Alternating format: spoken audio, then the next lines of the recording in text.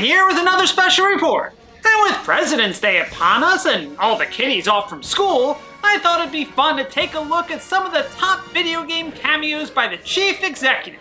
Because who doesn't want to see the Commander-in-Chief dunk a basketball, fight zombies, or become a gun-toting mercenary? And yes, all of those actually happened. Just a note that this list has nothing to do with politics. It's more about how memorable the actual cameo was, and these presidents span the political spectrum. So, without further ado, I begin this list with a vintage classic.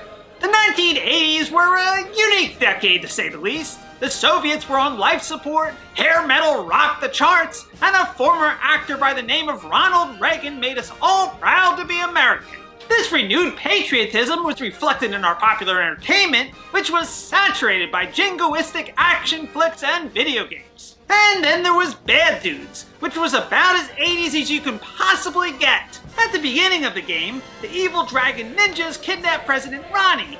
3 guesses who that's supposed to be. And it's up to a couple of patriotic street brawlers to save the day. And when you do rescue Ronnie, he invites the bad dudes over for burgers, because who wouldn't want to have burgers with the most powerful man in the world? Slick Willie has taken more than his fair share of criticism over the years, whether it's his fiscal policies, foreign policies, or his, cigars in the Oval Office. He was also arguably the biggest media darling to ever call 1600 Pennsylvania Avenue home. So it's no surprise that Bill Clinton flooded popular entertainment with his likeness. One of his weirder appearances was in the arcade-style boxing title, Ready to Rumble Boxing Round 2. I mean, who doesn't want to see a fat hillbilly with a penchant for fast food throw down with the likes of Shaquille O'Neal, Michael Jackson, and even his own wife Hillary?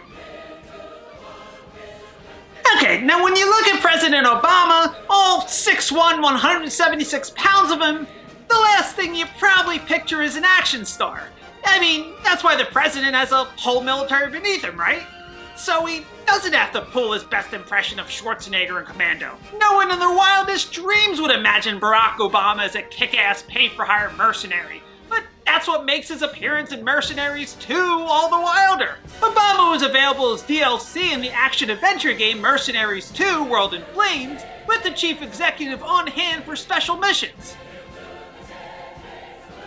A classic among all classic presidential cameos, Bill Clinton was quite possibly the coolest secret character in the original NBA Jam.